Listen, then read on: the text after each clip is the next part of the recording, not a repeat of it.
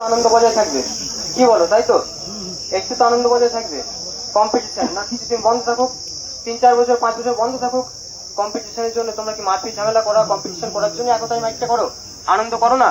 তাহলে তোমরা মাইকটা টেনে নিয়ে কম্পিটিশন করতে পারো তো, মাঝখানে নাচার কি দরকার? তাই তো। তাহলে এই যে নাচ করো, এই যে আনন্দটা করো, এই আনন্দটা বজায় রাখতে গেলে কিছু জিনিস আমাদের কমিয়ে সরকারের কাছে তুলে ধরবো, যাতে সরকার আমাদেরকে চেষ্টা করো একটু মান্যতা দেওয়া, খুবই চেষ্টা করবো যাতে এই ব্যবসাটা টিকিয়ে রাখা এবং দর্শকদের মুখে সেই পুরোনো দিনের বাংলা বক্সের ঐতিহ্য বজায় রাখা।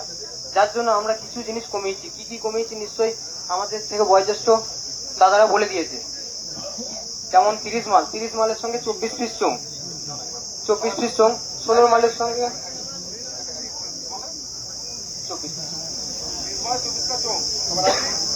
30 মালের সঙ্গে 24টা চোং। তার কারণটা আমি বলি।